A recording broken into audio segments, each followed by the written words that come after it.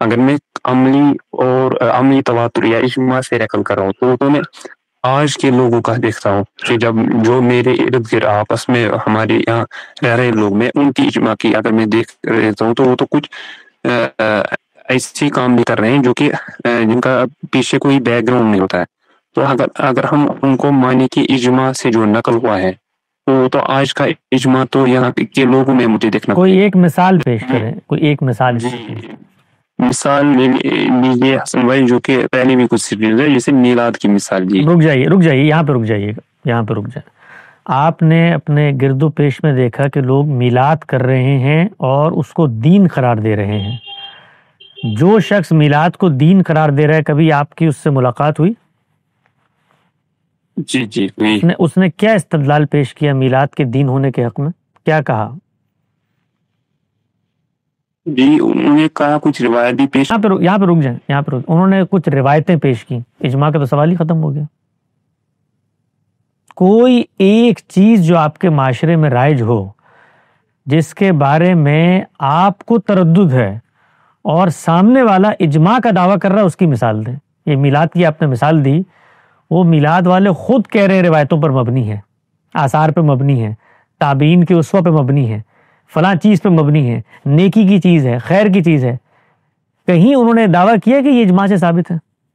لیکن حسن بھائی وہ تو اسی کو اجماع کہہ رہے ہیں. نہیں. ابھی میں نے آپ سے پوچھا کہ وہ اس کی بنا استدلال کیا بیان کر رہے ہیں. کوئی ایک چیز جس کی بنا استدلال دوبارہ جائیں ان کے پاس اور ان سے پوچھیں، یہی سوال متعین طور پہ پوچھیں، کیا آپ میلاد کو رسالت مآب صلی اللہ علیہ وسلم سے اس طرح سے مانتے ہیں جس طریقے سے پوری امت قرآن مجید کو مانتی ہے؟ اجماع اور تواتر، علم کے ذریعے میلاد کا تصور امت میں منتقل ہوا، عمل کے ذریعے پوری امت نے میلاد منایا. ٹھیک ہے، اگر وہ یہ دعویٰ کرے گا تو امت تو آج بھی اس جگہ پہ نہیں کھڑی ہوئی، چاہے جائے کہ ماضی کے بارے میں دعویٰ کریں. اگر حقیقت میں چلنا ہے آپ صرف موجود میں دین لیتے ہیں نا، آج ثابت کر دیں، اجماع پیچھے جانے کی ضرورت ہی نہیں ہے. کوئی ایک چیز ایسی نہیں ہے جس کے بارے میں کوئی شخص دعویٰ کر سکے کہ یہ اس کو اجماع حاصل ہے. کہیں وہ روایت پر مبنی ہوگا. دیکھیں سب سے نمایاں مثال آپ نے کیا پیش کی، یعنی جاننا چاہ رہے ہیں سنت کی قطعیت کے بارے میں، اجماع اور تواتر کے بارے میں. مثال کے پیش کی میلاد کی. تو ذرا میلاد جو مناتے ہیں ان کے پاس جائیں، ان سے پوچھیں آپ میلاد کو نماز کی طرح منتقل ہوا وہ سمجھتے ہیں؟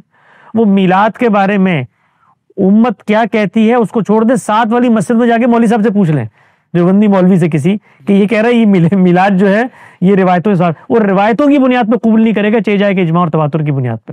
تو اس کی روشنی میں اس چیز کا جائزہ لیں. اصل میں یہ جو عملی مثال ہوتی ہے نا، یہ بڑے سے بڑے فلسفے، بڑے سے بڑے نظریے کو زمین پہ لا کر اس کا کھرا کھوٹا واضح کر دیتی ہے. تو ہم بہت ساری چیزیں تصورات میں خود بنا رہے ہوتے ہیں، لیکن عمل کی دنیا میں اس کو لے کر آئیں تو اس کی کوئی حقیقت نہیں ہوتی. تو اجماع کی ایتھینٹسٹی مجھے نہیں جاننی، اس لیے کہ وہ ایتھینٹک ہے.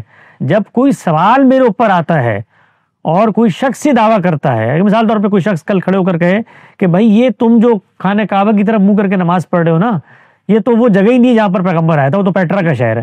آپ سوال لے کر آئے ہیں، اب میں آپ کو بتاؤں گا کہ مسلمانوں کا علم کیا کہتا ہے، انسان اس کو کیسے دیکھتے ہیں. تو وہ ایتھینٹک ہے، اس کی ایتھینٹسٹی نہیں جاننی میں نے، وہ ایتھینٹک ہے.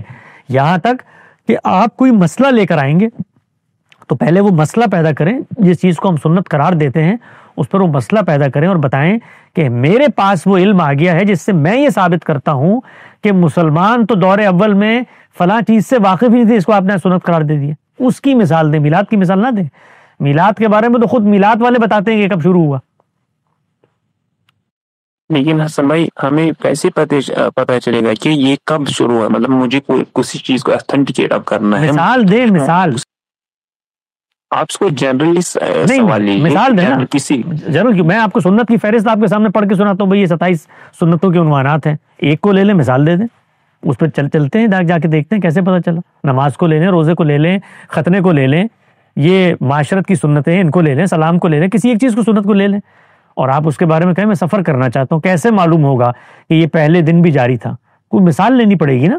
یہ ہوا کے اندر آپ تصورات پیدا کریں اور اس میں میلاد کو سامنے لائیں اور کہیں میں مسترب ہو گیا ہوں.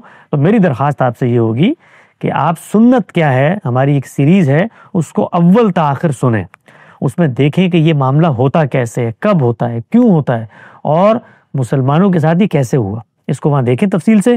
انشاءاللہ اگلی نشست میں آئیے، پھر سوال کرنا ہو تو سوال کیجیے.